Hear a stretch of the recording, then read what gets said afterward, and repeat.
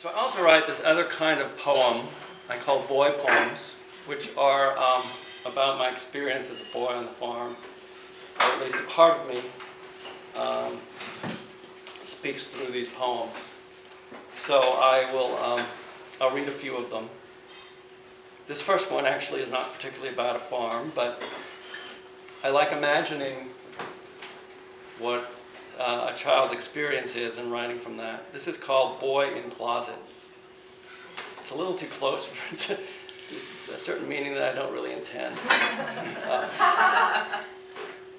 Limp, soft, unoccupied, his parents' clothes at his perusal.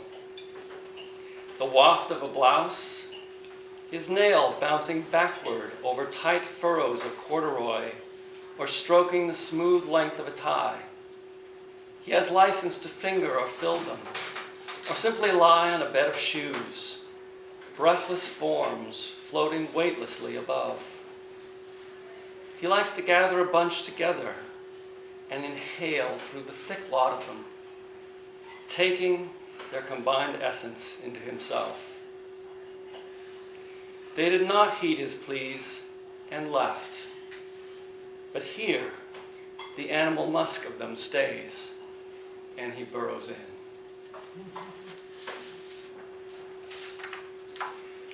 This next poem is called Holy Communion. It's for all you Catholics in the audience. He spent one June, head bowed, staring down from a timbered bridge into still water, mirroring blue. From under the slender arching grass, the wet brown stone of a muskrat's head arrowed grooves in that glass and buckled a bladed sky. Here was a quiet kingdom, well contained, a heaven on earth of succulent roots and silken mud, where the brush grass quaked of her broad behind, and she preached her silent sermon of simple grace, a creature in her place gliding from bank to tufted bank. She was his secret life beside his unquiet, in the clutter of rooms, the clatter of his kind. And he knew the secret spot where she entered her cottage beneath the sod. He knew the two that followed her to their nest in that womb of earth. The meek shall inherit cool water, green fields stroked by the breeze. On a pew of creosote boards he sat, dangling his bare feet down, and partook of her holy communion, where air and the earth came together with a rippling flow between them.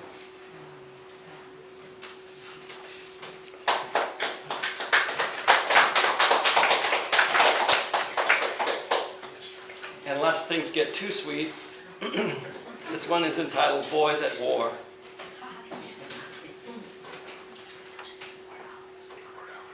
Dirt clods detonate against the dirt-clawed rampart they crouch behind. But they keep on popping up to lob back their own sweet nuggets of glee. A truce. One removes a speck from his brother's eye. Abandoning field for tree, they ride a timbered ship across a grassy sea. Yar, there's sure to be treasure buried in the weeds out back. But first, a hostage to kidnap. The cat must walk the plank. They dive with gusto, grab their hearts, and fall, quickened to stand again without a judgment day or trumpet call. What puts the war into a boy's heart? And what could possibly take it out? They come in for a snack with a whoop and a shout.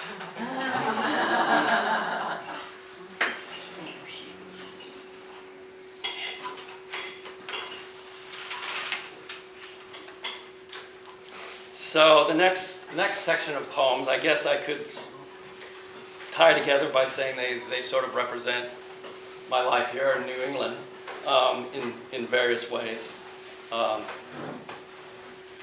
first one that I'd like to read is called Wild Turkeys. This voiceless land is speaking its mother tongue to them. An upturned grub, another mouthful, merciful and sweet. I watch the brown hulls of their bodies traverse a green sea, gleaming the meadow.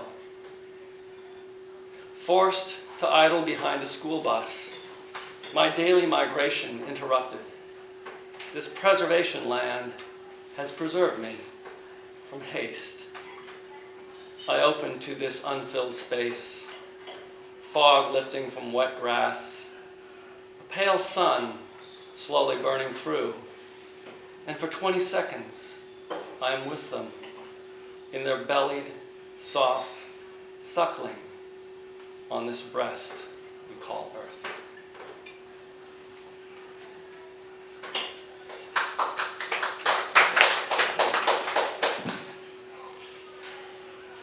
The second one, also an animal poem, is called Mercy.